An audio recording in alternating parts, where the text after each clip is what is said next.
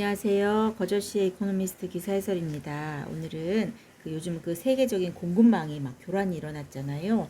그래서 세계 공급 사슬에 아주 호락호락하지 않은 재구성에 대한 이야기입니다. Tricky Restructuring of Global Supply Chain. 그런데 왜 too much resilience? 그렇게 너무 이렇게 회복 탄력성이 너무 지나치면 위험하다라고 합니다. 도대체 무슨 내용일까요? 요즘 미 연준이 막 헛발질을 할 만큼 아주 세계 생태계가 아주 경험해 보지 못한 세계로 막 가고 있잖아요. 그래서 이것이 공급망에 어떤 교란이 일어난 거다. 공급망 때문이다. 라는 이제 공급망 얘기를 많이 합니다. 그래서 이제 세계적으로 공급망을 재구성하려고 하는 거예요. 그래서 어떤 내용인지 한번 들어가 보시겠습니다.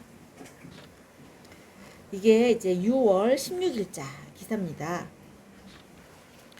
이제 이코노미스트지가요, 3년 전에 슬로발라이제이션이란 말을 썼습니다. 슬로발라이제이션. 이게 뭐냐면은요, 슬로발라이제이션.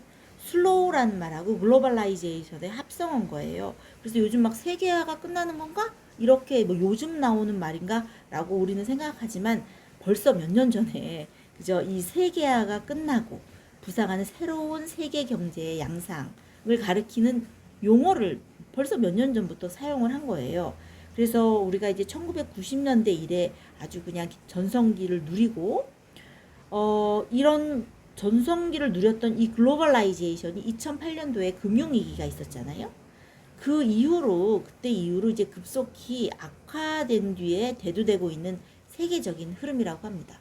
이제 우리가 생각하기에는 이렇게 인플레이션 심하고 막 이렇게 막 이러는 것이 세계화가 지금 막 끝나나? 막 이렇게 생각을 팬데믹 때문에 그렇게 된 건가? 라고 생각을 하지만 사실은 그 팬데믹 이전에도 이렇게 세계의 흐름이 글로벌라이제이션의 흐름이 이제 이렇게 악화되고 있었다라는 거죠. 그래서 이전까지는 세계를 한데 묶었던 세계화 이런 교역이 점차로 파편화되고 이런 세계화가 느려지는 시대가 도래했다라는 뜻을 담고 있는 글로벌라이제이션은 벌써 몇 년 전에 나왔던 용어인 거예요.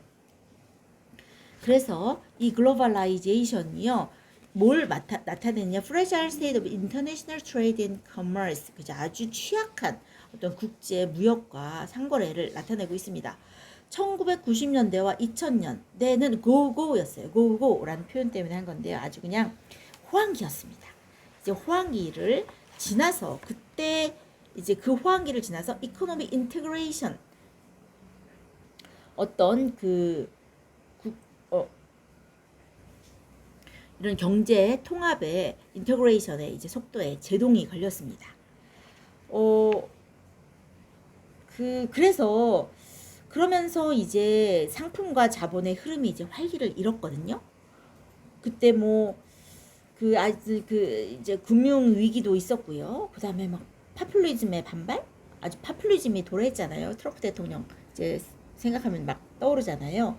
이렇게 이제 트럼프 대통령이 무역 전쟁과 씨름하면서 이렇게 경제 통합의 속도에 제동이 걸리기 시작했습니다.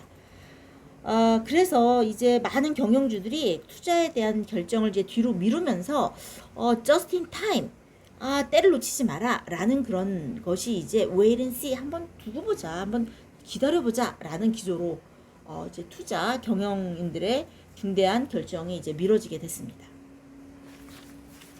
그런데 이러한 기다림의 시대도 이제 끝났습니다. Waiting is over. Pandemic and war in Ukraine. 이거 도대체 이것이 사실은 once in a generation. 아주 한 세대에 한번 일어날까 말까 하는 것이 벌써 그냥 겹쳤어요. 팬데믹 오고, war in Ukraine 오고, 이러면서 이제 세계 자본주의의 어떤 재창조에 아주 시동이 걸렸습니다. 그동안 그래서 이제 공급 사실이 막 변하고 있는 거잖아요. Supply chains are being transformed. 아주 급하게 변하고 있습니다. 그래서 이제 이런 글로벌라이제이션의 핵심이 그동안은 efficiency였어요. efficiency, 효율성. 바로바로 이제 값싼 곳에서 가져올 수 있는 어떤 효율성이었다면 지금은 이런 팬데믹과 워인 유크레인으로 인해서 오히려 더 이것이 이제 security, 어떤 새로운 글로벌라이제이션은 세계화는 안정성에 더 무게를 두게 됐습니다. 그러다 보니 이제 그러다 보니 정부가 우호적으로 이제 대하는 나라에서만 사람들이 이제 사업을 하려고 하는 거죠. 믿을 수 있는 데서만. 그렇게 되면 무슨 문제가 벌어지느냐? 프로텍셔니즘, 보호주의가 더 커지고요. 빅 거버먼트, 아주 큰 정부, 그죠? 큰 정부, 이런 정부, 그죠? 이런 정부가 대두될 수밖에 없고, 그 다음에 인플레이션이 worsening 된답니다. 인플레이션이 더 악화될, 그렇게 이런 식으로 추락할 가능성이 있다라고 합니다. 그래서 그러니까 이런 공급망의 레질리언스, 어떤 회복 탄력성도 향상시키면서 이 오픈니스, 어떤 개방성을 유지해야지 그것이 계속적인 그 이점을, 어떤 개방성의 이점을 계속해서 유지하고, 그 다음에 회복 탄력성, 공급망에 대한 회복 탄력성을 향상시키는 것이요. 그런 식으로 변화를 해야지 바람직하다라고 얘기를 하고 있습니다. 그래서 after the Berlin Wall fell in 1989, 그 1989년에 베를린 장벽이 무너진 후에 이 글로벌리제이션 세계화의 핵심은 뭐였냐면요, efficiency였습니다. 그 아주 효율성이었습니다. 그래서 어떻게 효율성적으로 했냐면 당연히 컴퍼니스, 어떤 기업들은 가장 비용이 낮은 곳, 아주 싼 곳, 가장 비용이 lowest, 아주 낮은 곳에 생산 설비를 했고요. 그 다음에 투자자들은 이런 캐피탈이 더 returns were highest, 아주 그냥 그 수익이 가장 많은 곳에 자본을 배치하기 시작했습니다. 그러니까 정부는 이게 뭐 공산주의든 뭐 민주국가든 독재국가든 상관없이 나한테 효율적으로 최대의 이익을 안겨주는 그런 국가와는 아주 무역협정을 막 맺기 시작한 거죠. 그래서 이런 것들이 20년 동안 아주 그냥 모든 거래의 절반을 차지하는 아주 눈부시게 아주 정교한 가치사슬을 창출했습니다. 그래서 이러한 것 때문에 price is low for consumers, 전 세계의 그 컨슈머들을 위한 가격이 되게 낮은 가격을 유지할 수가 있었던 거예요. 그래서 미국 사람들이 물건을 아주 싼 값에 쓸 수가 있었던 거죠. 그래서 소비자 물가를 낮은 수준으로 유지할 수 있었고, 그리고 또 가장 혜택을 입은 나라 중국 아니겠습니까? 중국을 포함한 여러 이제 나라에서 거의 뭐 out of extreme poverty, 아주 극심한 빈곤에서 거의 뭐 1 trillion people, 10억 명의 사람들을 구출하는데 일조를 했습니다. 이 세계화가. 자, 그런데요, 이렇게 hyper efficiency globalization, 이렇게 아주 고도로 효율적인 글로벌라이제이션 세계화, 이것이 좋기만 했느냐? 문제가 있었다. had problems, 문제가 있었다라고 합니다. 20년 동안 잘 먹고 살았는데 이런 아주 고도로 효율적인 그 세계화에 문제가 있었는데요. 어떤 문제가 있었냐 하면요, volatile capital, 이런 어떤 그 불안정한 자금, volatile capital flow, 어떤 불안정한 자금 흐름은 금융시장을, financial market을 아주 동요를 시켰습니다. 그러다 보니 blue collar workers, 선진국에 사는 그 블루 칼라들, 노동자들이 피해를 입었죠. 오죽하면은 그래서 그 미국에서 블루 칼라들이 그 트럼프를 지지를 했겠습니까, 그죠? 그래서 그런데 이제 최근 들어서요, 이제 recently two other words have loomed large, 어떤 두 개의 최근 들어서 두 개의 골칫거리가 크게 또 대두가 됐습니다.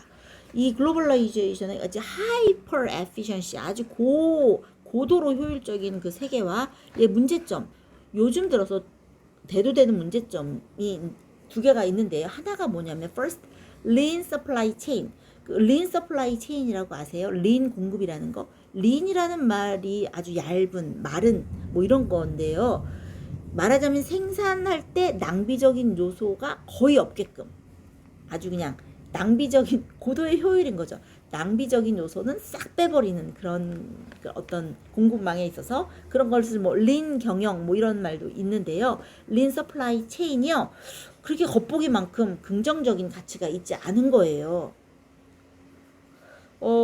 왜냐하면은 그 비용을 낮출 수는 있는데 일단 공급이 일단 이런 체인이, 공급 사슬이 무너지면은 대가가 너무나 치명적인 거예요. 너무 치명적인 거예요. 요번에 우리가 막 중국 뭐 이런데 알게 됐잖아요. 그래서 린 아주 고도의 아주 그냥 그 생산 공정의 낭비적인 요소를 완전히 빼버린 이런 그 린 서플라이 체인이 상당히 원활하게 돌아갈 때는 이윤을 갖다 주지만 이 공급망에 차질이 생기기 시작하니까 완전히 그 대가가 너무 치명적인 거였죠.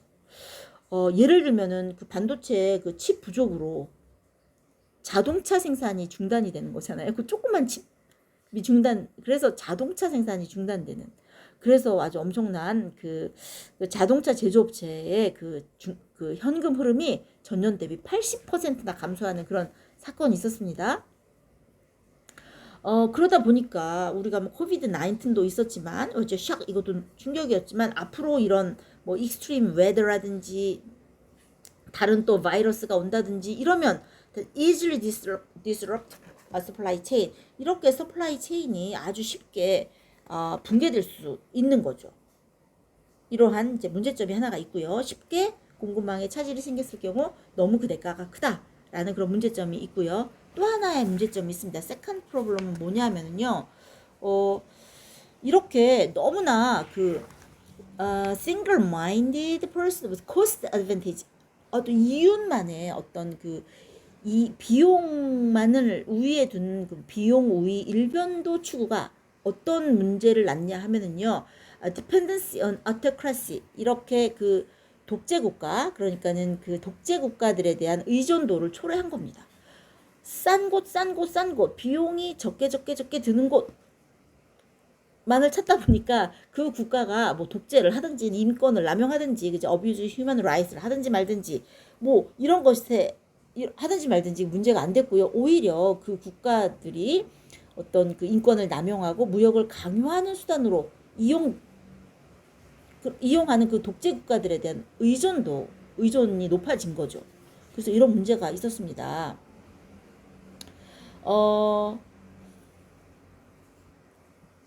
그 옛날에 그 중국을 끌어들일 때는 일단 뭐 옛날에 독일인들이 말했듯이 뭐 무역을 통한 변화가 있을 것이다. 이렇게 무역을 통해서 그 독재 국가인 말하자면 그 권위주의가 아마 민주주의로 바뀌지 않을까라고 이제 서양 사람들은 생각을 했잖아요. 그런데 웬걸 그렇지 않게 됐습니다. 오히려 독재 국가들은 세계 GDP의 3분의 1을 차지하게 된 거예요. A third. 3분의 1의 world GDP를 차지하게 됐습니다. 그리고 뭐 푸틴 같은 경우는 이번에 우크라이나 침공하면서 완전히 유럽이 얼마나 그 러시아의 에너지에 reliance 아주 그렇게 의존하고 있는가가 완전히 너무나 여실히 드러났습니다. 상당히 뼈아픈 일이라고 이제 생각을 하고 있고요. 그리고 중국 같은 경우도 그 시진핑의 아주 그 이념적이고 예측 불가능한 이런 그 것이 그런 아주 예측 불가능한 그 중국은 사실 그 경제력으로 보면요. 러시아의 7배나 되는 그런 무역 영향력을 갖고 있습니다. 거의 뭐 그런데 요번 같은 경우 러시아가 이제 우크라이나를 침공을 했는데 오히려 지금 러시아는 막 웃고 있는 상황이잖아요. 그래서 러시아보다 7배나 그 경제적인 영향이 큰 중국은 지금 미국이 러시아도 지금 못 이기는 판인데 중국은 이길 수 있을까? 되게 그 부분에 대해서 회의적으로 생각하는 사람도 되게 많이 있는 것 같습니다. 그래서 어쨌거나 중국이 러시아의 7배나 되는 무역 영향을 보유하고 있는데 요번에 보니까 완전히 원료, 의약품부터 배터리 뭐 그다음 무슨 뭐 리튬 뭐 이런 것까지 해가지고서는 너무나 많은 제품이 중국에 의존하고 있다라는 것이 막 여실히 드러나고 있습니다. 그런 내용이 여기 나오고 있습니다. 리튬, 배터리 뭐 이런 거. 그다음에 이런 것들 너무나 많이 중국에 의존하고 있더라. 자, 그래서 그동안에 어떤 efficiency에서 지금 어디로 변화하고 있냐면 shifting from efficiency to resilience 어떤 탄력성, 회복 탄력성으로 기업의 효율성에서 스스로 이렇게 탄력적으로 회복할 수 있는 회복 탄력성으로 전환하고 있습니다. 그런데 그 전환하고 있는 그 징후가 뭐냐 하면은 이렇게 build up a precautionary inventories 이렇게 아주 방대한 예방적 재고의 축적을 하고 있습니다. 예방적으로 이제 축적을 하고 있는 거죠. 그래서 그동안 이제 GDP의 6%를 차지했던 어떤 재고, 기업의 재고가 3,000개의 그 기업의 재고가 6%에서 9%로 그 재고량이 증가했다라고 합니다. 그래서 옛날에 막 아웃소싱 되게 많이 했잖아요. 우리 아웃소싱 많이 했는데 지금은 아웃소싱을 한 군데만 하는 게 아니라 많은 기업이 이중 소싱을 하고 더 장기적인 계약을 하고 있다라고 합니다. 그리고 이제 투자 형태도 이제 방향이 많이 바뀐 거죠. 그래서 국경을 넘어서 이렇게 하는 게 아니라 모기업은 여기 있고 이제 국경을 넘어서 이렇게 하는 게 아니라 그 현지에서 완전히 재투자하는 것으로 바뀌고 있습니다. 그래서 이제 현지에서 재투자하는 것이 이제 60%, 69%를 차지하고 있다라고 합니다.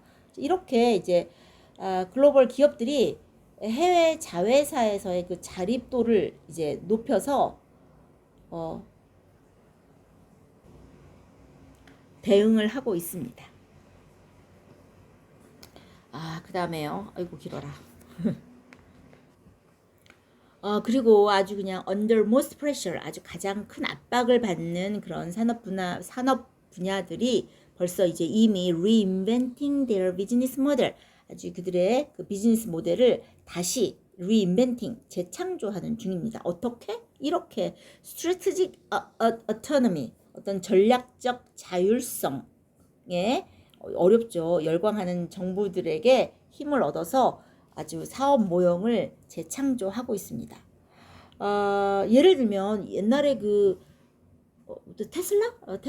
테슬라의 모형이 이렇게 자체적으로 자체적으로 옛날에 모든 이제 제품을 외국에서 뭐 이렇게 가져오고 이렇게 어딘가에서 가져오고 이런 식이었다라면 테슬라의 그 모형 자체는 이제 수직적으로 한 통합적인 그런 시스템을 아주 일괄적으로 다 생산해서 아주 만들어서 생산해낼 수 있는 그런 시스템을 만든다라고 하고 있잖아요. 그래서 이런 걸 이제 vertical integration이라고 하는데 이렇게 자동차 산업 분야에서도 이렇게 일론 머스크의 이런 vertical integration을 이제 카핑해서 수직 통합으로 이제 이동하고 있습니다. 그리고 또 타이완 일렉트로닉 어셈블리 보면요, 대만의 전자제품의 그 조립 업체들은 뭐 애플과 같은 고객이 막 다양하게 막 어떤 요구를 하니까 이것에 대해서 중국 내 자산 비용을 50%에서 35%로 이제 줄인 거예요. 중국에 대한 아주 의존도를 많이 줄였습니다. 그리고 뭐 에너지 분야에서 같은 경우도 보면은 요번에 그냥 유럽 같은 경우는 요번 겨울은 어떻게 나나 지금 너무 걱정이잖아요. 그죠? 아주 어렵다라고 합니다. 에너지 의존도가 가스관, 러시아에서 가스관이 이제 우크라이나를 통해서 가고 있는데 이 러시아에 대한 가스 의존도가 너무 높았다라는 것이 너무 여실히 이제 드러나고 있어서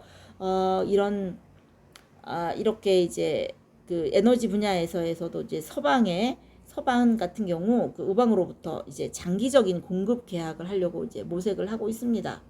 그래서 이렇게 strategic autonomy로 인하여 이렇게 이제 산업 그 모델이 이제 reinventing 하고 있으면 재창조가 되고 있는 거예요. 그러니까 기존에 아주 효율성을 위주로 하는 그냥 손만 닿으면 물건을 착착착착 가져올 수 있는 그런 이제 시스템이 아니라 이제 이렇게 거의 뭐 수직적 다양한 방법을 모색을 하고 있습니다. 아주 resilience, 아주 탄력적으로 할 수 있도록 아주 이제 바꾸고 있습니다. 지금 체질을.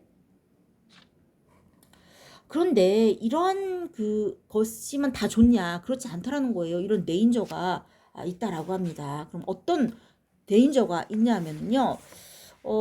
이렇게 reasonable pursuit of security, 이렇게 안정성을 막 추구하는 거잖아요. 합리적인 안정 추구. 그러면 합리적인 reasonable 하단 말입니다. 안정을 추구해야 되니까 안전성이 있어야 됩니다. 그런데 이것에 도사리고 있는 위험 요소가 뭐냐 하면은 이것이 이거를 불러들일 수가 또 있는 거예요. 프로텍셔니즘. 그죠? 그렇게 보호주의. 그다음에 잡 스킴. 어떤 고용 계획 뭐 이런 거. 그다음에 또 이렇게 hundreds of billions of dollars of industrial subsidies 이렇게 산업 보조금 이것이 이런 식으로 변질될 수가 있다라고 합니다. 이렇게 안정성에 대한 reasonable pursuit 추구가 오히려 무분별한 보호주의라든지 고용계획이라든지 아니면 그 산업의 어떤 수십억 달러의 산업보조금으로 변질될 수가 있다. 이것이 그냥 돈만 막 들어가게 되는 거죠. 그러면 어떻게 되느냐? 단기적으로 보면 short-term effect 보면 push prices yet higher 아주 오히려 가격이 뛸 수가 있다라는 거예요. 그래서 안정성에 기반을 둔 것이 이것을 하다 보면은 정부 보조금도 들어가야 되고 보호주의 당연히 일어날 거고 그러다 보면 잡스킴 고용 계획에도 문제가 생기고 그래서 오히려 이러한 데인저가 있다라고 얘기를 하고 있습니다. 그리고 막 공급을 안전하게 해야 된다라고 해서 이 공급망을 내 나라 안에서 그 공급망을 뭐 가져오던 것을 여기서 다 만든다고 한다면 오히려 장기적인 면에서 비효율성이 엄청나게 늘어날 수 있다라고 합니다. Long run inefficiency from indiscriminately replacing supply chain 그죠? 이렇게 비효율성이 엄청나게 높아질 수 있다라고 합니다. 그동안 이제 4분의 1 정도가 그죠? were used to duplicate a quarter of all multinational activity 이렇게 모든 다국적인 활동 가운데 4분의 1을 복제할 경우 어떤 일이 벌어지느냐 그 여태까지 바깥에서 했던 것의 4분의 1을 이렇게 복제를 할 경우에 여기에 수반되는 그 연간 운영 그 비용이 세계 GDP의 2%를 넘게 된다라고 합니다. 그러니까 엄청난 비용이 들어가는 거죠. 쉬운 일이 아닙니다. 그러니까 그러면 어떻게 해야 되느냐. 그동안의 세계화 그 공급망 에피션시에 위주한 그런 세계화 이것도 안 되고 이거 서플라이 체인에 문제가 안 되고 그러다 보니까 이런 아주 그냥 그 내 나라에서 하겠다라는 어떤 다양한 그런 어떤 안정성에 기초한 여러 가지 이제 시도를 하고 있는데 이것도 또 문제가 이제 너무 된다 이겁니다. 그러면 어떻게 해야 되느냐? 그렇기 때문에 restraint is crucial. restraint is crucial. 자제가 중요하다라고 합니다. 그러니까 정부와 기업이 이제 회복 탄력성 중요하긴 한데 resilience 중요하긴 한데 이 회복성 그 서플라이 체인의 회복성 이거는 어디에서 오느냐? come from diversification 이렇게 다양성에서 온다라는 거죠. 그죠? 다양화에서 오는 거지 이것이 not concentration at home 자국 내 모든 것을 내 나라에서 다 만들고 어떻게 하겠다라는 그런 내 나라의 at home 국내에서의 concentration 어떤 국내 집중이 아니라 이런 resilience 회복 탄력성은 이런 diversification 이렇게 다양성에서 온다는 점을 잘 기억해 놔야 된다라고 합니다.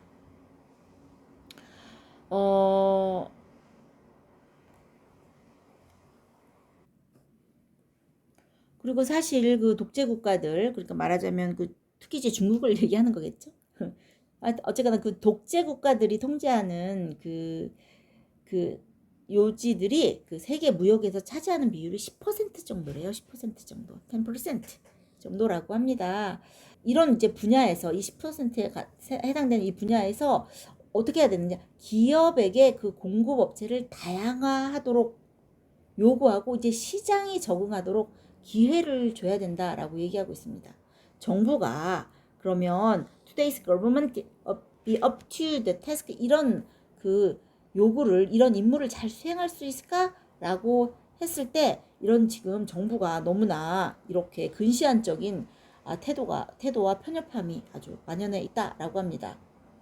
그러니까 세계화 다음에 완전히 세계화 다음에 이렇게 완전히 세계화를 딱 없애는 이런 것이 아니라 세계화의 그 다음 단계에는 그래도 최대한의 개방성이 maximum possible degree of openness 그러니까 최대한의 개방성이 수반되어야 한다라고 합니다. 그래서 그동안에 efficiency만 했으니까 이게 너무 위험하니까 security 안정성으로 확 가야 되겠다. 이게 아니라 안정성과 balance between efficiency and security. 어떤 효율성과 security.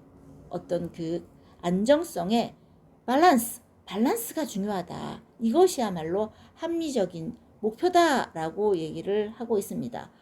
괜히 더 이렇게 크게 해가지고서는 보조금, 그죠? 보조금으로 그렇게 그냥 그런 보호구역에 안주하는 그러면 안 된다. 이렇게 efficiency와 security의 균형을 이루어야 된다라고 얘기를 하고 있습니다.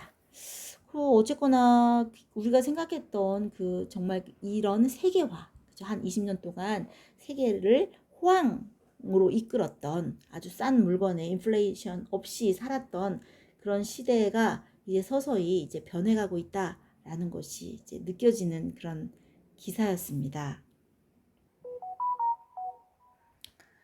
오래간만에 저와 함께 공부하시느라고 고생하셨습니다. 저도 오래간만에 얘기를 하려니까 좀 힘이 듭니다.